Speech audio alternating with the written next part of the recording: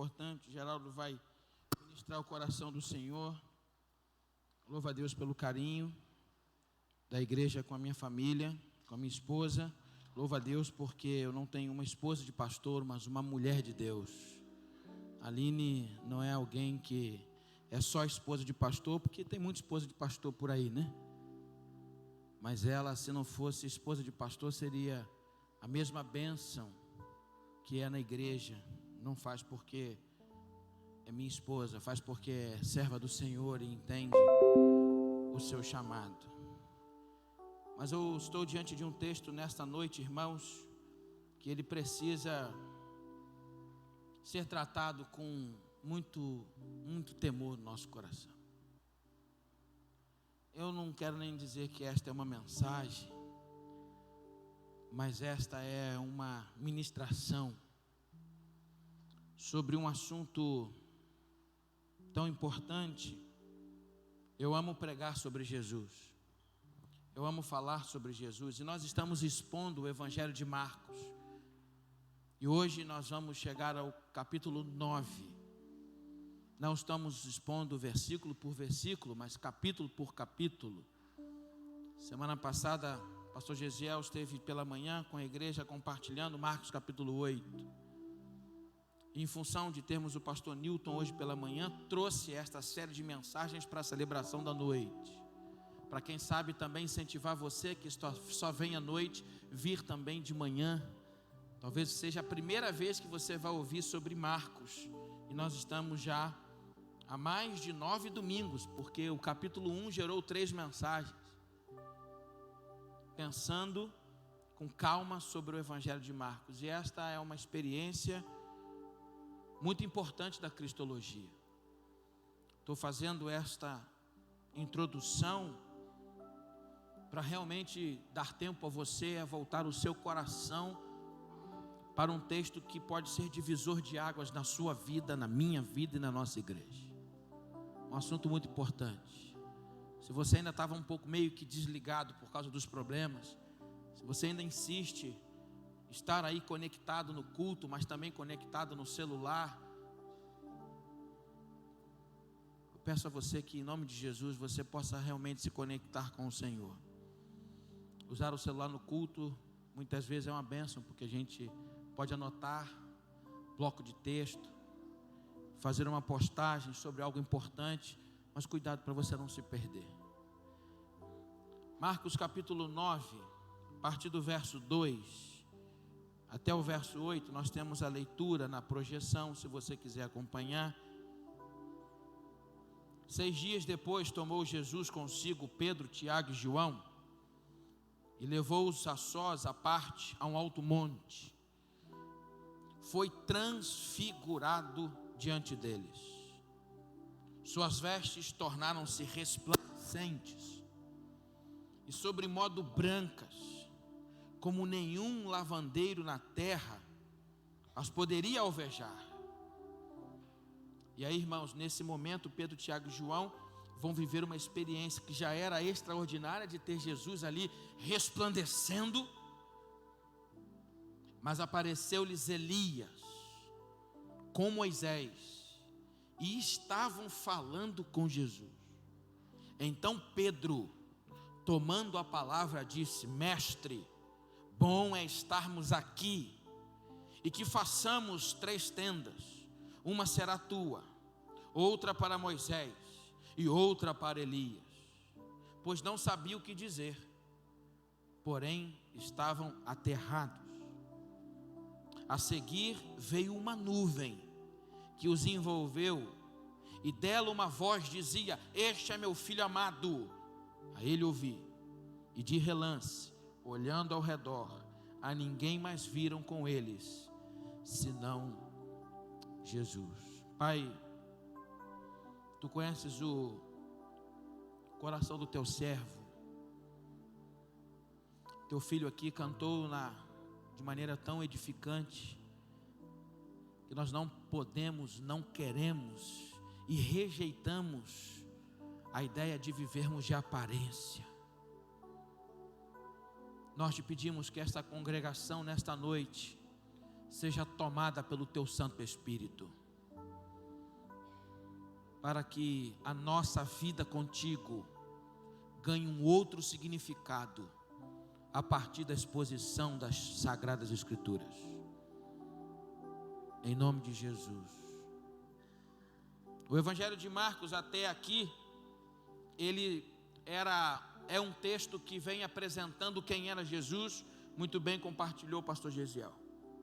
Até o capítulo 8, as pregações do apóstolo de João Marcos, as pregações do apóstolo Pedro, que estão sendo escritas por João Marcos, são compiladas num texto onde, até este primeiro momento, a metade do livro, são 16 capítulos, nós começamos a aprender e a saber sobre quem é Jesus.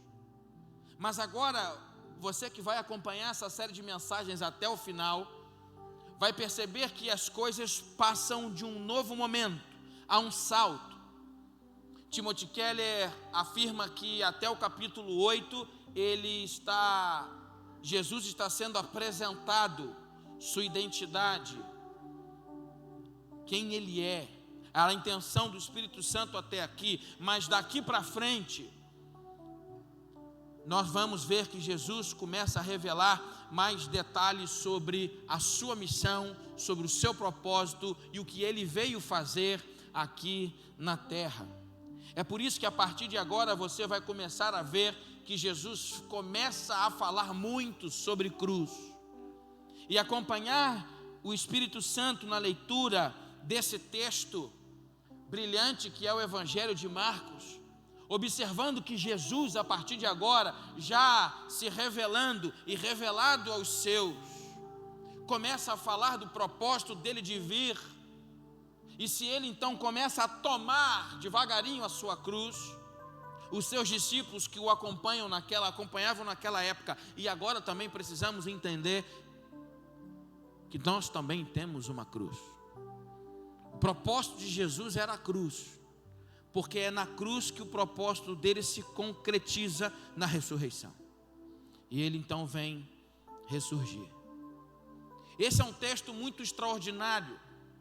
E é um texto que não tem como a gente não dar uma olhadinha e tentar pensar na proximidade que ele tem de Êxodo capítulo 33, do verso 20 ao 23. Moisés tem uma sede por Deus impressionante. Moisés é alguém que é conhecido como um amigo de Deus e tem uma sede muito grande pela presença de Deus. Nesse mesmo capítulo, Deus manda o povo seguir e ele diz: olha, não adianta mandar anjo, porque se o senhor não for, eu não saio daqui. Moisés então sobe ao monte, o Monte Sinai, e no capítulo 33, do verso 20 ao 23, vamos ver um relato muito extraordinário, de quando ele, por fome e sede, diz: rogo-te que me mostres a tua glória, tua grandeza infinita, beleza indescritível. E Deus respondeu: não poderás ver a minha face, porque homem nenhum pode ver a minha face e viver. O Senhor prosseguiu: aqui está um lugar próximo de mim, ficarás aqui sobre a rocha. Quando a minha glória passar, eu te colocarei numa fenda da rocha e te cobrirei com a minha mão até que tenha passado. Depois, quando eu tirar a mão, verás as minhas costas, mas não será vista a minha face. Moisés não podia ver a glória de Deus e se contentou simplesmente pela experiência de ter estado próximo, tão próximo, que a sensação dele é de ter visto as costas de Deus. Será que estamos de novo num Sinai? Tommy Tenney, um autor muito interessante, diz que a promessa de Deus para Moisés em viver na terra, em pisar na terra, se cumpre nessa transfiguração. Quem disse que Moisés não pisou na terra? Pisou muitos anos depois, mas ele pisa na terra prometida. Será que nós estamos num evento que poderia ser chamado do evento do novo Sinai? Eu não sei se a leitura desse texto já provoca em você uma sensação de que às vezes nós não temos esta mesma fome e esta mesma sede pela presença manifesta de Deus. É algo que mexe comigo, E agora, séculos depois da experiência do Sinai, a glória de Deus, a nuvem do eterno, está de novo se manifestando na presença de novos discípulos.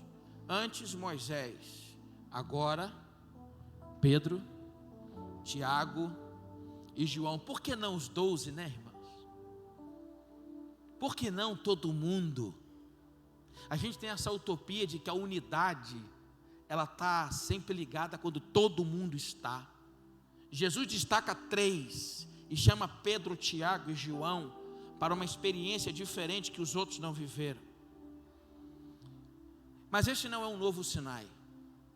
Este não é um novo Sinai porque, diferentemente do primeiro Sinai, além do monte ser outro, a glória de Deus não estava mais na face de Moisés. Na experiência que Jesus, que quando Moisés desce, o texto diz que ele desce com seu rosto resplandecente. Necessário foi até se colocar um véu, porque as pessoas não conseguiam olhar para a face de Moisés. Esse não é um novo Sinai, porque a glória de Deus não está em Moisés mais. A glória de Deus está na pessoa do Filho. A glória de Deus está na presença dele manifesta na pessoa do Filho. Eu separei um texto tão extraordinário que pedi que nós pudéssemos ter lido nesta noite, mas eu quero repetir. Mas Jesus é a fonte que produz a incomparável glória de Deus. A glória emana dele. Jesus não aponta para a glória de Deus como Elias e Moisés ou qualquer outro profeta que tinha feito. Jesus é a glória encarnada de Deus. É na transfiguração que nós observamos que a glória de Deus estava na pessoa de Jesus quando ele vem de uma forma agora transfigurado. O autor de Hebreus coloca isso de uma forma que nós lemos, em alguns lugares até cantamos. Ele é o resplendor da sua glória. Ele é a representação exata do seu ser. A transfiguração é um chamado para a igreja brasileira nesse tempo, para mim e para você, de que se tem alguém que tem que brilhar no nosso meio é Jesus. Nós às vezes nos perdemos em procurar o brilho nos homens. Deus não divide sua glória com ninguém. Nós somos a luz do mundo que emana dele. Ele é a glória de Deus na face do Jesus encarnado em Nazaré, que hoje está encarnado na igreja. Um tempo onde se busca a glória do homem, quando nós precisávamos buscar a glória de Deus. O que faz Moisés e Elias naquele lugar? Imagina, irmãos, Pedro, Tiago e João. Essa é uma passagem que realmente deixa esses discípulos muito atordoados. Imagina, irmãos, você está orando.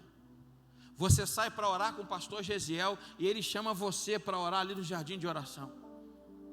E de repente, uma nuvem cobre vocês. Eita, louvado seja Deus. E você está lá. E nós estamos lá. Como seria a sua sensação? Nós, irmãos, desejamos tanto a presença de Deus, muitas vezes. Mas a gente não está distante dos discípulos, não. Nós somos temerosos com isso. Nós, os batistas, então. Lembro de uma vez que estava na sala. Morávamos ali numa rua, no subúrbio do Rio de Janeiro. A rua Capitulino. Estava na sala buscando ao Senhor, orando de joelhos e pedindo ao Senhor, querendo conhecer do seu poder, da sua glória e desenvolver uma intimidade com Deus tamanha. Senhor, se revela a mim, eu quero. A Aline vem devagarinho, descalça, não estava ouvindo minha oração e bota a mão nas minhas costas. Você está rindo porque você já está imaginando a cena. Irmãos, o pastor Gesiel sabe que para me assustar, eu me assusto. Eu fiquei pensando, falei com ela, poxa, mas fui eu, imagina ser um anjo que te toca.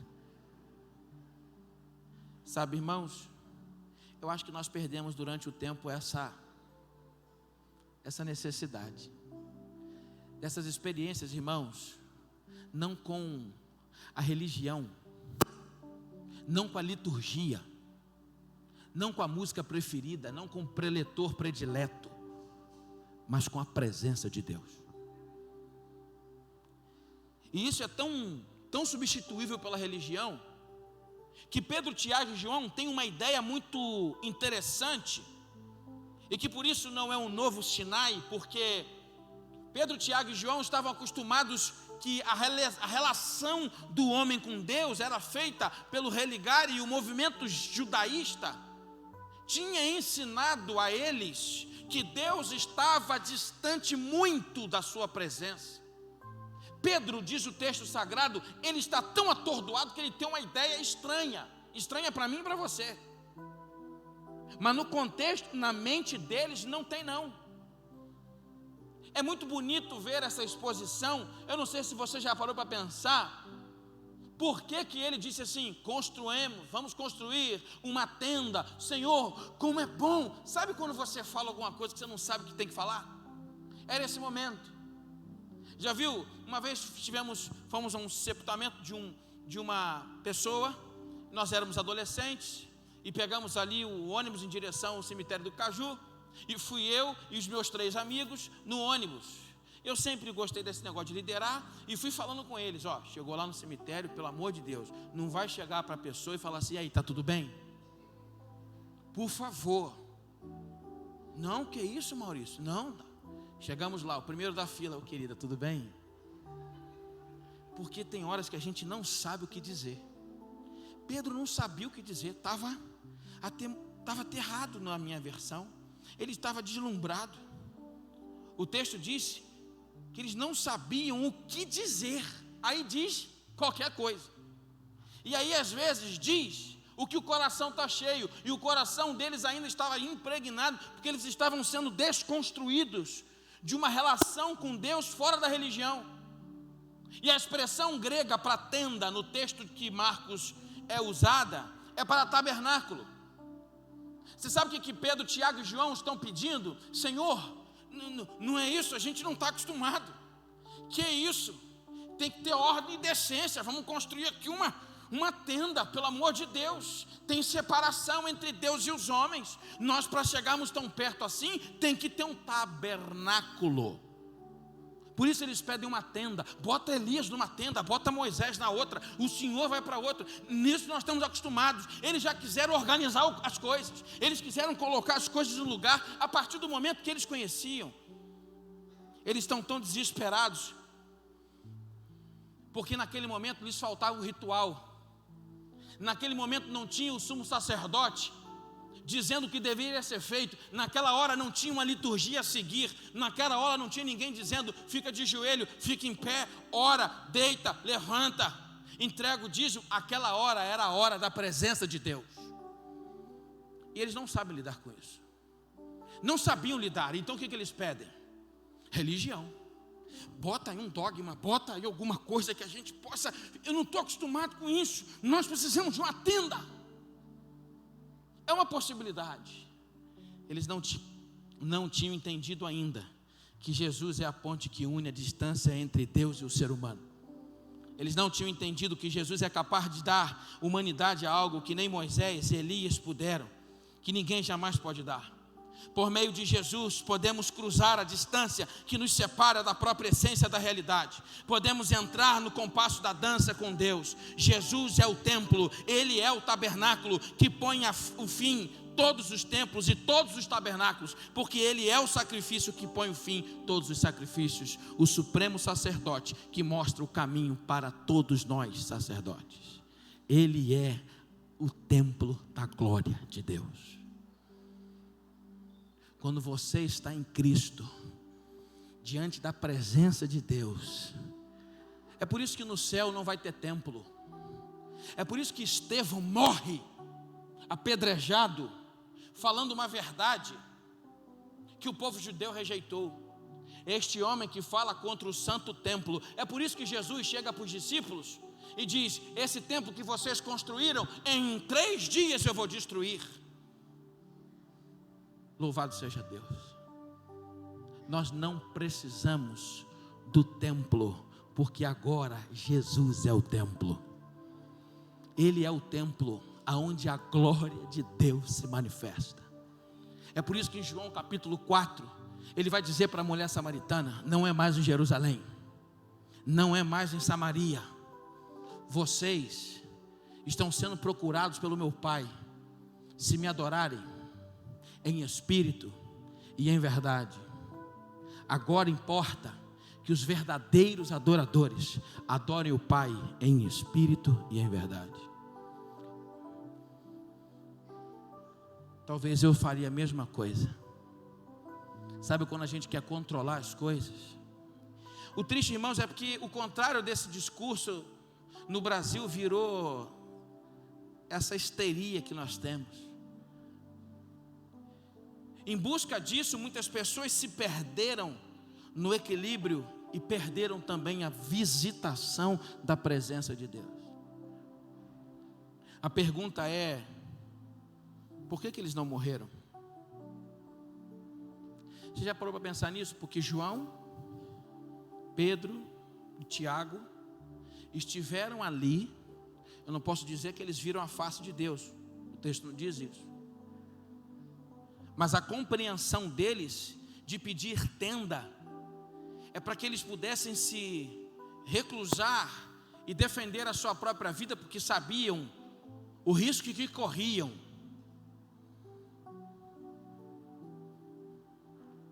Eles estavam diante de um perigo de vida. A glória de Deus, a face de Deus não pode ser vista por qualquer um, ou por ninguém. Por que eles não morreram? Porque Jesus estava lá. Sabe por que eles não morreram, irmãos? Porque João escreveu que o verbo de Deus tabernaculou entre nós, e vimos a sua glória como a glória do unigênito Pai. Sabe por que ele não morreu? Sabe por que você não morre quando você está diante da presença de Deus? Porque Jesus é o templo e a manifestação da glória de Deus no mundo. Ele preserva você. Eu não sei há quanto tempo você tem uma experiência em que você teve uma suspeita de que a nuvem de Deus repousou sobre você. Nós estamos acostumados com a tenda. Nós ainda somos um povo que pede a tenda. Eu não estou falando aqui no domingo, não. Aqui é tenda, até a hora que a nuvem dele descer. Qual foi a última vez que no seu quarto, na sua casa, no seu escritório, há um pastor que testemunha de uma vez de que estava no seu carro dirigindo? Ele disse: Maurício, a presença de Deus naquele carro foi tão forte que eu tive que estacionar. Eu não consegui mais continuar dirigindo. Parei o carro, abri a porta, me dobrei de joelhos e o adorei aonde eu estava. Sabe por que Pedro, Tiago e João não morreram? Porque Jesus estava lá. Sabe por que Pedro, Tiago e João não morreram? Porque eles conheceram o princípio da verdadeira adoração.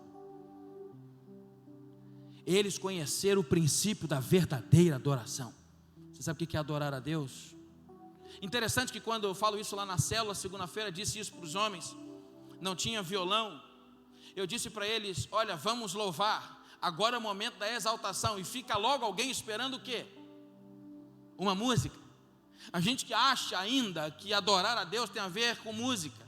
A gente gosta da tenda. A gente gosta desses momentos. E Deus muitas vezes que se agrada dessas coisas, porque a música é uma criação de Deus. É uma forma sim de louvar e expressar o nosso amor a Deus. Ele se compadece, ele recebe a nossa música, a nossa exaltação, a nossa liturgia. Mas irmãos, eu quero dizer uma coisa para você: o mistério da adoração tem um profundo muito maior que você e eu precisamos voltar a descobrir. Eles conheceram o verdadeiro. Ninguém cantou nada. Não teve música. Não teve harpa, não teve violino, não teve coro de beca, não teve música pop, gospel. O que tinha era o essencial: E naquele momento, naquele culto, ninguém precisava de mais nada, porque o que nós desejamos estava lá, e que às vezes não está aqui, não está em nós.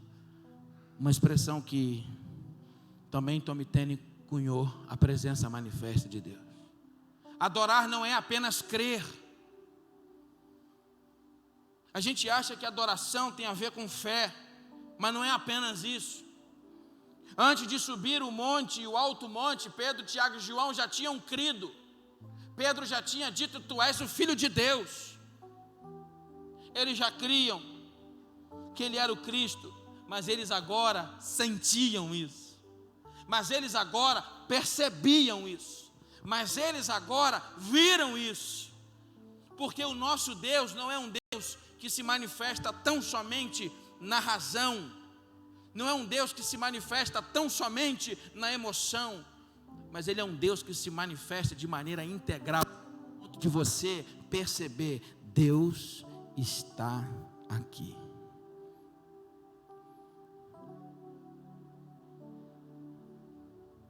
Eles tiveram para C.S. Lewis uma prévia do que nós todos aqui ansiamos. E se você não tem ansiado por essas coisas, eu quero dizer uma coisa para você: sua vida cristã é morna. Se você não tem ansiado por essas coisas, a vida cristã que você leva é religiosa, legalista, baseada em doutrinas e dogmas, num tradicionalismo morto que não vai levar a nada. Talvez vá para o céu, porque não é pelo nosso mérito. A sua vida é morna. Não há sede pela presença de Deus. Por isso que nós conhecemos muitos pastores que passam na nossa vida e não querem dizer nada. Por isso que nós conhecemos muitos missionários que passam na nossa vida e não dizem nada. Por isso que nós conhecemos muitas esposas de pastores que passam na nossa vida e não querem dizer nada. Por isso que nós temos muitos irmãos, colegas, amigos, líderes de célula, supervisores de célula, pastores de multidão, líderes denominacionais, evangelistas famosos que passam pela nossa vida e não quer dizer nada, só passa. Porque quando passa alguém na nossa vida cheio da presença e da glória de Deus, nós percebemos que aquele homem, aquela mulher, não é que conhece teologia, não é que tem experiência, mas algo ele conheceu que eu ainda não conheci. Ele já esteve no meio da presença de Deus. Talvez ele viu o Cristo transfigurado, coisa que eu não vi. Eu espero que Deus liberte a nossa vida, a nossa igreja, a sua experiência de uma vida cristã baseada na mornidão das tendas da religião. Eu gostaria que o Espírito Santo do Senhor pudesse nessa noite remover de você essas tendas, porque Ele quer ter um encontro pessoal. O texto que lemos durante a leitura bíblica diz que o Filho, que o Deus, o Pai agora se revela pelo Filho. Quantos creem que Jesus está aqui neste lugar? Digam amém. E a sua glória está. E a sua glória está. Somos um povo que deveríamos viver com os ombros pesados, com os ombros encurvados do peso da glória de Deus. Quando a glória de Deus repousa sobre a minha vida, eu não falo qualquer coisa. Quando o peso da glória de Deus está em mim, eu posso até perder a noção e de não saber nem o que dizer. Aconteceu com Pedro, Tiago e João. Mas a minha vida é diferente. Olha para esses 3 homens depois que Jesus foi ressuscitado. A proeminência deles na igreja, em detrimento dos outros, que estavam lá embaixo, vivendo o contrário da glória, o Icabode. Jesus precisou descer e dizer para eles: geração incrédula. Eu quero concluir essa ministração dizendo a você algo que eu achei muito importante,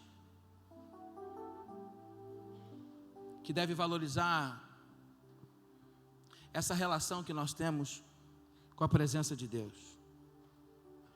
O que Pedro, Tiago e João viveram no monte, naquele monte, o monte da transfiguração, era aquilo que no Antigo Testamento nós conhecíamos como a Shekinah. Por isso nós vamos terminar cantando hoje: derrama a tua Shekinah. O que Moisés conheceu e que a teologia do Antigo Testamento nos ensina e viu na presença de Deus é a glória reluzente, manuzente da presença de Deus. É aquela glória que estava entre os querubins, que na Arca da Aliança só o sumo sacerdote podia perceber quando entrava, que se manifestava entre aqueles querubins no propiciatório da arca. O povo de Israel tinha fome. Eu gosto quando C.S. Lewis diz que o nosso desejo pela arte, o nosso desejo pelo belo, o nosso desejo pelas sensações maravilhosas, pela busca do prazer, vem da necessidade que mesmo o homem sem fé, não crendo e não percebe, pela face e pela presença de Deus. Sabe por que a gente gosta de ver algo bonito, belo, que nos atraia? É porque essa essência da divindade que está em mim, em você, provoca esse vazio existencial que só pode ser suprido pela presença manifesta de Deus. Como eu gostaria de viver uma vida do Monte da Transfiguração. Há mais para você, meu irmão. Há mais para você. A adoração é o princípio pelo qual nós existimos. E necessariamente não precisa nem saber cantar. Eu sou desafinado. Cantar do lado do pastor Gesiel ali, eu fico com maior vergonha, mas eu abro a minha boca. Coitado dele. Eu não canto para ele mesmo. Sabe, irmãos, nós precisamos desenvolver esse estilo de adoração, que tem muito mais a ver com a sede pela presença do Eterno se manifestando no meio da igreja, no meio dos discípulos, do que uma música muito bem cantada, muito bem tocada, do que um teatro muito bem feito, do que um evento muito bem criado, porque isso tudo pode ser consequência da glória de Deus na nossa vida. Louvado seja Deus. Você deseja isso? Experimentar esse tempo novo de adoração?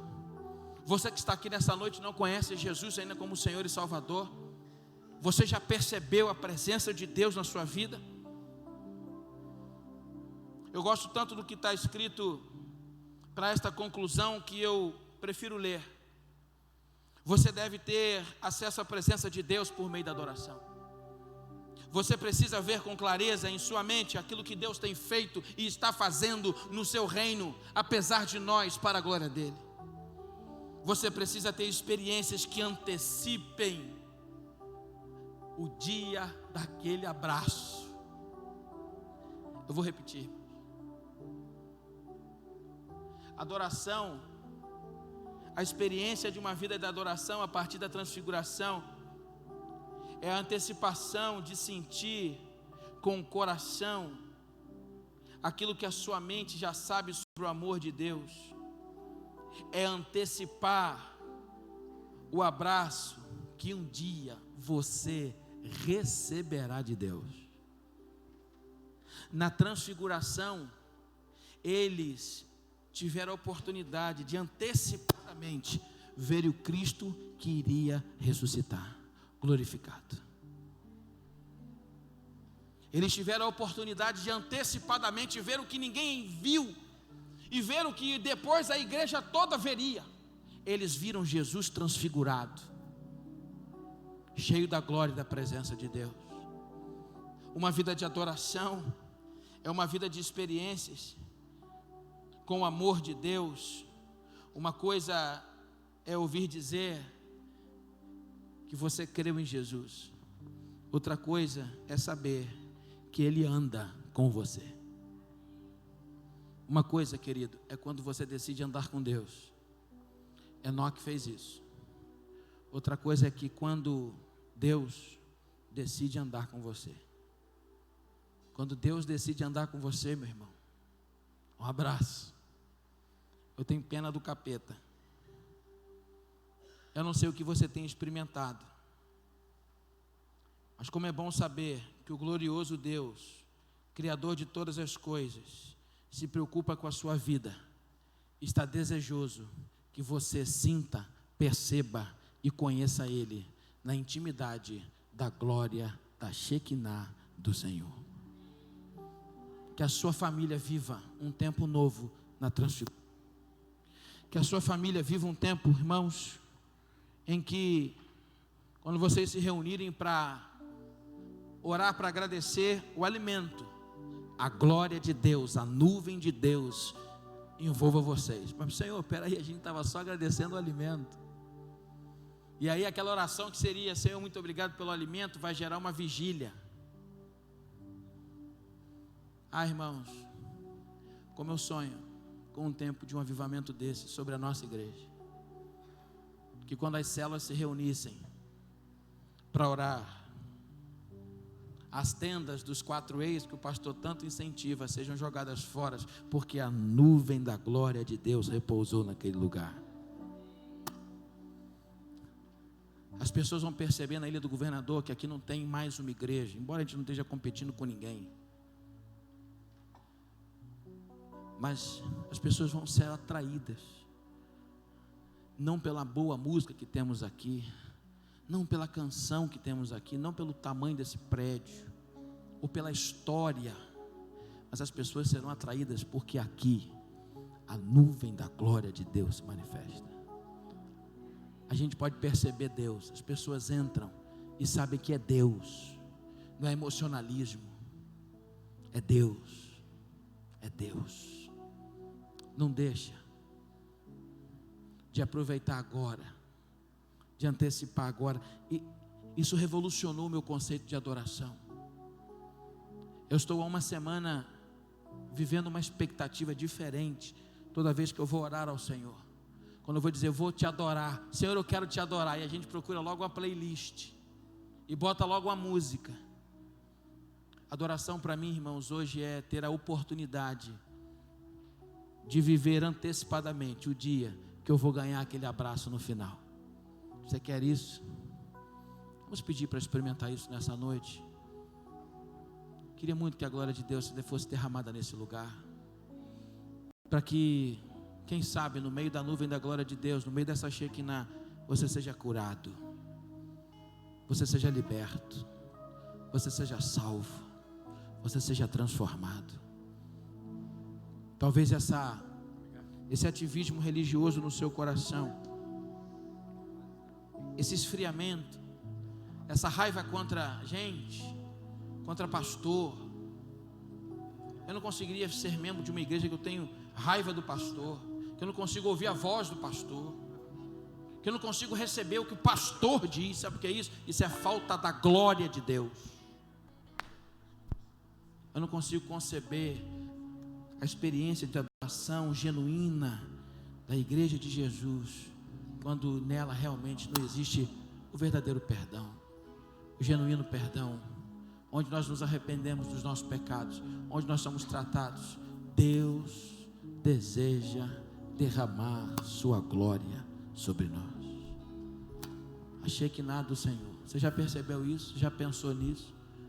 Quem sabe hoje você não precisa voltar para o Evangelho, mas você precisa voltar para o prumo de uma vida em que ela seja baseada na transfiguração. Eu preciso, não é que eu quero, irmãos, eu preciso de viver diante da glória de Deus. Eu não quero o Icabode, eu não quero aquele tempo em que foi-se a glória de Deus, onde lugares estão repletos de pessoas, a partir de um bom marketing, a partir de um carisma pastoral, de uma boa música, de um lindo salão, e as pessoas estão indo ali alimentar o seu ego. Oh, querido, isso é religião. Nada contra uma boa música, nada contra um bom carisma pastoral, nada contra um bom salão, mas se não tiver a glória de Deus, é religião, é tenda. Quero convidar você a orar nesta hora. Nós vamos cantar, nós vamos pedir ao Senhor, nós vamos terminar. E a minha oração é que esta Shekinah da presença de Deus derramada neste lugar acompanhe você durante esta semana. Que nós possamos viver a experiência de Pedro, Tiago e João, que na caminhada com Jesus vamos perceber e tendo momentos de antecipação do grande dia final. Será que nós podemos cantar? Derrama a tua glória nesse lugar. Derrama a tua Shekinah nesse lugar. Não permita que nada tire sua atenção nesse momento. Se for possível, fique até o último segundo, porque eu creio que Deus está nesse lugar. Vamos ficar de pé? Vamos ficar de pé e terminar cantando?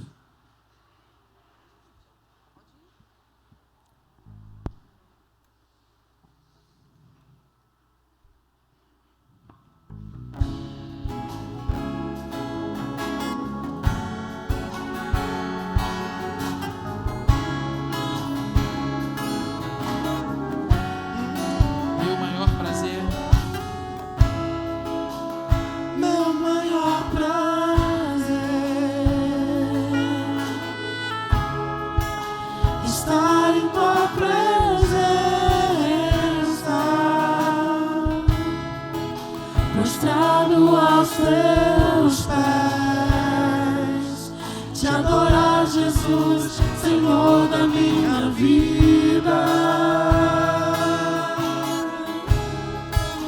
Eu ouço a tua voz, eu sinto teu mover aqui. Quero mais de ti, Senhor.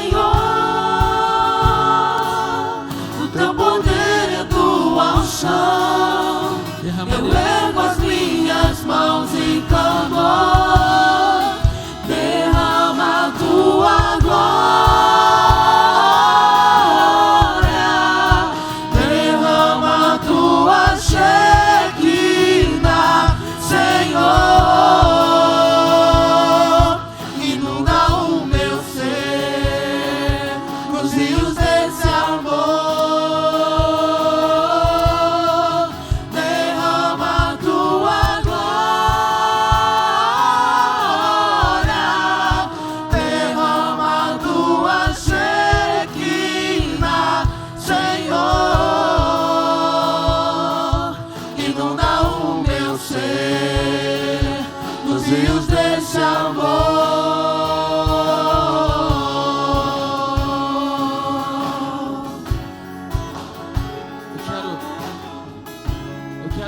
Oportunidade a você que quer, pastor, essa palavra falou no meu coração, seja que você esteja na galeria, se você estiver aqui embaixo, pastor, eu quero viver um tempo novo, quero viver um tempo novo no serviço, eu quero mais do Senhor, eu quero mais da tua presença, eu quero tirar essas tendas que me prendem, eu quero mergulhar na tua presença, eu quero conhecer a intimidade, a profundidade do seu ser.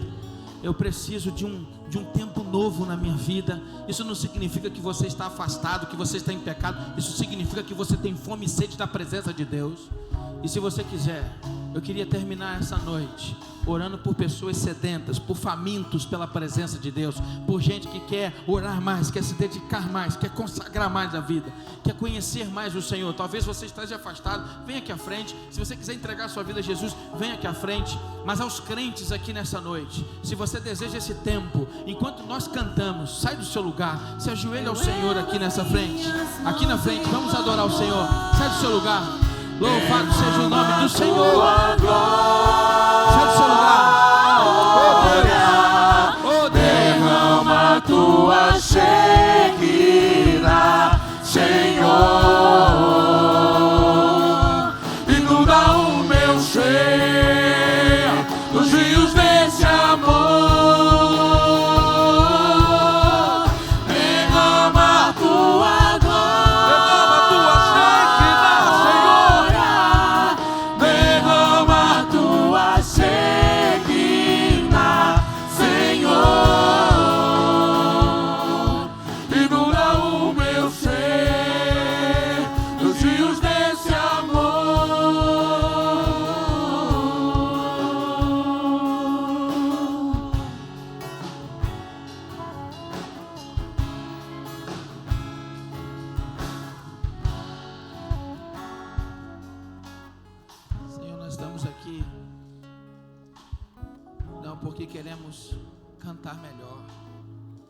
Nós estamos aqui não porque nós queremos pregar melhor.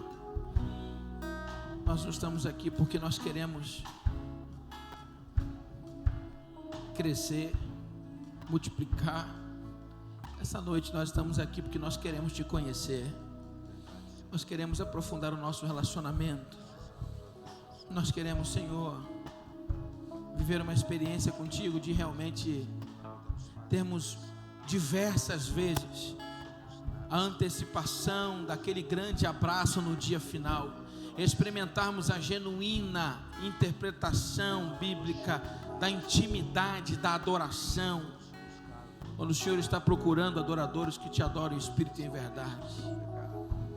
Ó Deus, de que adianta tantos anos de evangelho, tanto conhecimento bíblico, se isso não gera em nós um coração quebrantado, humilde? Ó Deus, derrama sobre a nossa vida, sobre a nossa igreja, um momento de realmente desatarmos os nós que nos prendem e vivermos um tempo, Senhor, aonde a Tua presença se manifesta todas as vezes que nos reunimos. Que a Tua presença esteja aqui neste lugar hoje, curando, salvando, transformando, edificando, fortalecendo. Queremos ter a experiência com o transfigurado. Queremos ter, Pai, esses momentos de intimidade com o Senhor, aonde realmente a gente não tenha mais noção ou percepção clara de que se estamos no céu ou se o céu está em nós. Queremos, Pai, sermos crentes de oração. Queremos sermos crentes de experiência contigo. Queremos, Pai, por onde passarmos, deixarmos a Tua presença, um legado espiritual, um legado que marca a vida das pessoas, não por aquilo que fazemos pelo próximo, mas pelo aquilo que somos diante do Senhor. E esse povo está aqui à frente, sedento, faminto. Ó Pai, diz a Tua palavra que o Senhor é aquele que sacia a sede daqueles que te buscam. Ó Deus, que bem-aventurados são os que têm fome e sede de justiça, e o Senhor é o Deus da justiça. Ó Deus, derrama sobre a vida deles essa porção que eles vieram buscar. Derrama, Senhor, sobre eles essa necessidade tremenda, profunda, de todos os dias, a cada instante da sua vida, passarem pela experiência da transfiguração, de sabermos que nós estamos lidando com um Deus ressuscitado, com um Deus ressurreto, um Deus vivo, que fala, que toca, que nos apresenta a realidade do sobrenatural. Queremos ser uma igreja que anda em novidade de vida. Queremos ser uma igreja, Senhor, que conhece a intimidade do Teu Santo Espírito. Queremos ser uma igreja inundada pela Tua glória, casais cheios da Tua presença, filhos cheios da Tua presença, células que quando se reúnem percebam que o Senhor está inundando aquela casa, e que tudo que aconteça, Senhor, não seja pelo mérito humano, seja tão somente porque o Senhor decidiu caminhar conosco. O Senhor é conosco. Nós não queremos tão somente as vitórias, nós não queremos tão somente as bênçãos, nós queremos a Tua presença. Nós precisamos da Tua presença. Nós precisamos Te conhecer cada vez mais, prosseguir em Te conhecer, na intimidade que o verbo do hebraico sugere, na intimidade, Senhor, muitas vezes de um homem e de uma mulher. Nós queremos ter essa intimidade, Senhor, do conhecimento, da relação do coração um para com o outro, confiarmos cada vez mais no Senhor e aprender que o Senhor pode, por graça e misericórdia, confiar na nossa vida. Ó Deus, que a Tua Shekinah derramada neste lugar acompanhe Teu povo durante essa semana. Que nós possamos perceber que algo de diferente, algo de novo e de muito especial, fresco, foi derramado sobre cada coração aqui à frente. Que esta igreja perceba a unção do Teu Espírito neste púlpito, nas nossas células, em cada classe de escola bíblica, na liderança desta igreja, nas celebrações, nos atendimentos, nos aconselhamentos. Que a nuvem da glória do Senhor envolva a Igreja Batista de Itauá por todo o tempo em que o Senhor nos permitir aqui viver. Em nome de Jesus. Amém e amém. Amém.